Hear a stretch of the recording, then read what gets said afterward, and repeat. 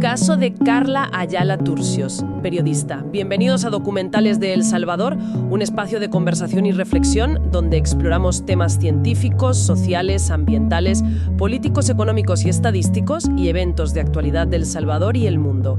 Cada episodio comenta y desmenuza eventos clave que ayudan a entender mejor la realidad que nos rodea. Búscanos gratis en tu plataforma favorita, puedes apoyar este podcast a través de PayPal, el PayPal me lo encontrarás en la descripción, o encuentra más formas de apoyar y contenido premium en el link que aparece también en la descripción. Búscanos como Documentales El Salvador SIB, síguenos, comparte y comenta. Hoy vamos a adentrarnos en un caso que conmocionó a El Salvador en abril de 2018, el asesinato de la periodista Carla Lisset Turcios Cortés. Un caso, complejo y con muchísimas capas. Se convierte en una investigación muy enrevesada. Sí, y nuestro objetivo hoy es precisamente ese: reconstruir la cronología, ver las pruebas que desmontaron la versión del sospechoso y, al final, entender el veredicto. Pues empecemos por el contexto. ¿Quién era Carla Lisset Turcios Cortés? Carla Turcios era una periodista de 32 años del grupo LPG. Todos la describen como alguien brillante, muy sociable, muy unida a su familia.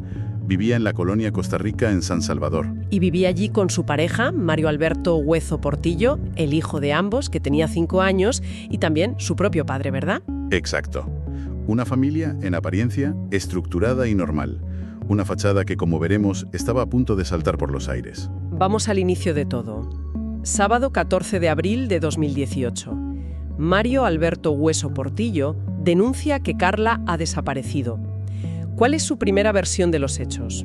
Bueno, su relato inicial está muy pensado para desviar la atención.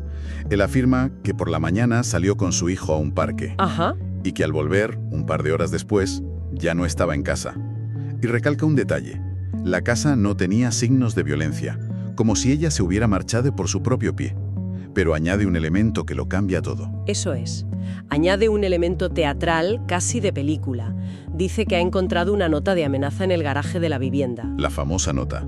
Un trozo de papel que decía, y cito: adiós a su hija, Lic P. Rerro. O sea, perro mal escrito. Exacto. Con esa nota, él pretendía construir una narrativa, una pista falsa clarísima. Apuntaba directamente al padre de Carla, que era abogado, un licenciado. Claro, sugería una especie de venganza profesional contra él. Justo. Un móvil externo, un culpable potencial. Y sobre todo alejaba el foco de él y del entorno familiar.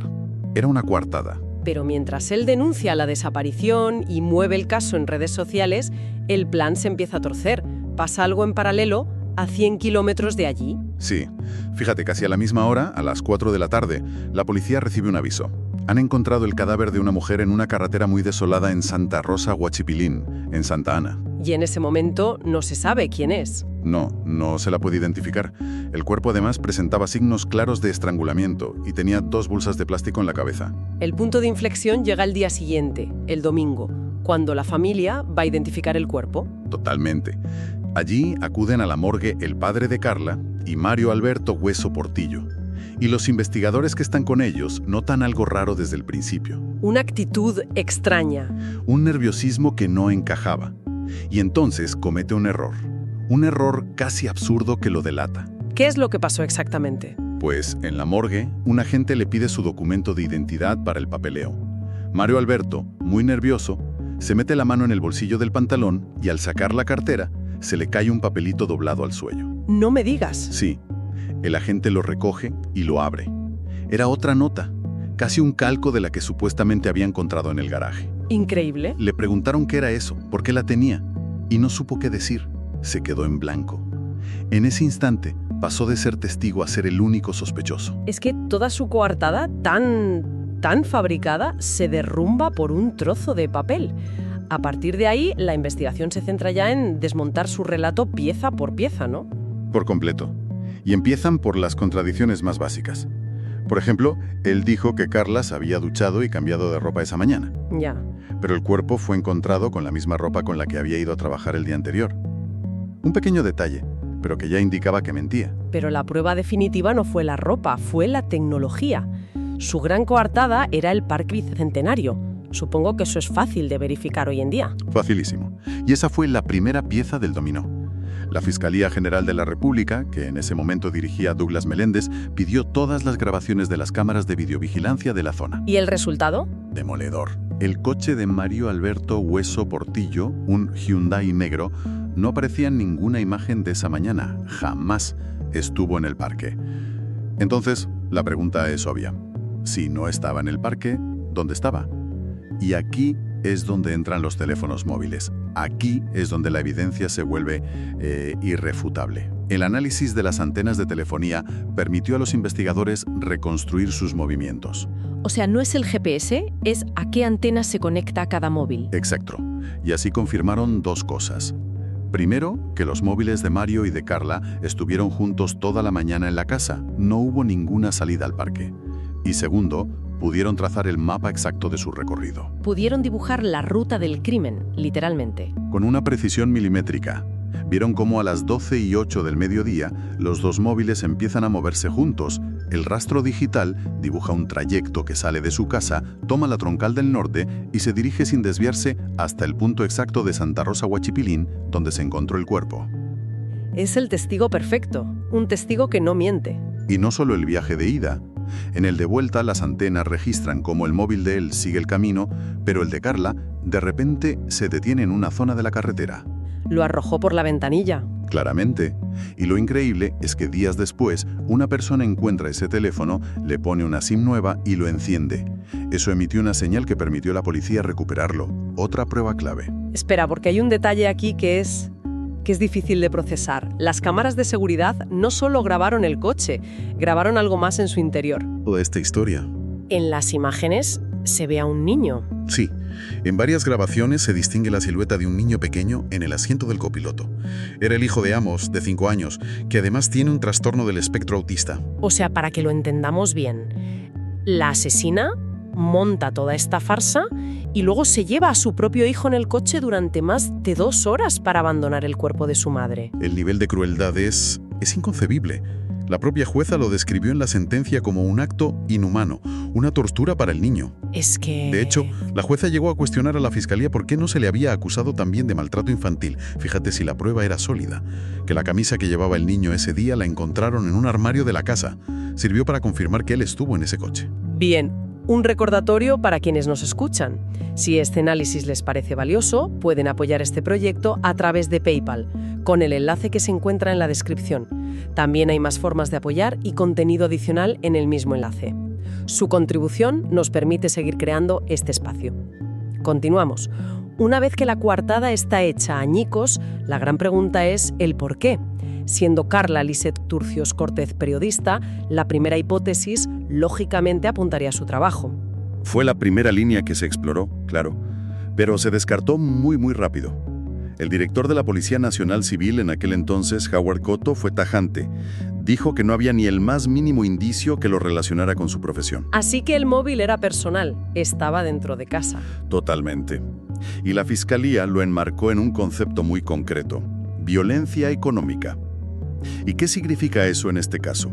¿Una discusión por dinero que se fue de las manos? Es más profundo que eso, ¿eh? La investigación reveló que Mario Alberto Hueso Portillo no tenía un trabajo estable. Carla era el único sustento de la familia. Entiendo. Esto, según los testigos, generaba discusiones constantes, sobre todo en las fechas de pago por las facturas y las deudas que tenían. Él ejercía un control sobre el dinero que ella ganaba. O sea, el dinero era una herramienta de control y de conflicto. Exacto. Pero la investigación destapó 2 elementos que demuestran que era algo premeditado. Primero, que existía un seguro de vida a nombre de Carla y él era el único beneficiario. Ahí está. Y segundo, y esto es escalofriante, encontraron unos mensajes de WhatsApp que él había enviado meses antes del crimen.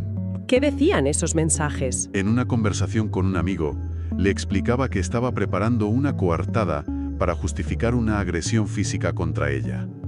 Estaba, planeando cómo simular un ataque para poder pegarle y tener una excusa. Eso es premeditación pura y dura. Demuestra que no fue un arrebato. Desde luego. Era algo que llevaba tiempo gestándose en su cabeza. Y esto nos lleva a esa dualidad tan terrible de estos casos. La imagen pública que daban era la de una pareja feliz, unida. Nadie sospechaba nada. Nadie, absolutamente nadie. De puertas para afuera todo era normal. Pero en la intimidad existía ese patrón de control. La madre de Carla declaró en el juicio que una semana antes del crimen su hija le confesó que habían discutido y le dijo una frase que resultó ser premonitoria. Es que no lo conoces como es él. Con este cúmulo de pruebas, el juicio debió de ser muy contundente. Lo fue. El 31 de enero de 2020, el juzgado especializado de sentencia para una vida libre de violencia contra la mujer lo declaró culpable de feminicidio agravado. ¿Y la jueza consideró probado que todo ocurrió durante una discusión por dinero? Sí, que la golpeó hasta dejarla inconsciente y luego la asfixió. Y todo en presencia del hijo de ambos. La condena fue la máxima posible, ¿no? 50 años de prisión, la pena máxima, sin posibilidad de reducción. Y además, el pago de $40,000 de responsabilidad civil a la familia. Y a pesar de todo, de la tecnología, de las contradicciones, él siguió manteniendo su inocencia. Hasta el final. Tras escuchar la sentencia, sus únicas palabras fueron: «Me daría miedo ser el monstruo que dice la jueza». En resumen, lo que tenemos aquí es un caso resuelto no por una confesión, sino por la contundencia de un rastro digital que desmontó cada una de sus mentiras. Una tragedia que destapó una historia de violencia doméstica que estaba oculta a plena vista. Y el impacto social fue inmenso. La indignación pública fue tal que por primera vez en la historia de El Salvador, el gobierno declaró una alerta nacional por feminicidios. Puso el foco sobre un problema sistémico. Exacto. Lo sacó de las páginas de sucesos y lo elevó a crisis de Estado, al menos mediáticamente. Demostró también el poder de las herramientas tecnológicas para resolver crímenes que de otra forma hubieran sido quizá mucho más difíciles de probar. Pero la pregunta que queda es si esa alerta nacional sirvió para algo más que para calmar la opinión pública en ese momento. ¿Tuvo un impacto real? Ese es el gran debate. Visibilizó el problema sin duda, pero muchos colectivos y expertos argumentan que se quedó en una medida cosmética, sin recursos ni una estrategia a largo plazo para atajar las causas de la violencia. Fue un punto de inflexión mediático, pero quizá no en las políticas públicas. La justicia condenó el asesinato de Carla Turcios, y así se cierra un capítulo judicial.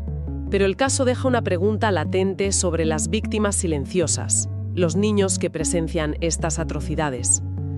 Mientras se cierra un caso, queda abierta la reflexión sobre qué tipo de justicia existe para un trauma que una sentencia nunca podrá borrar. Un cordial saludo a quienes nos han acompañado en este análisis. Les recordamos que pueden apoyar nuestro trabajo a través de PayPal o explorando las otras opciones que encontrarán en el enlace de la descripción. Gracias por escuchar.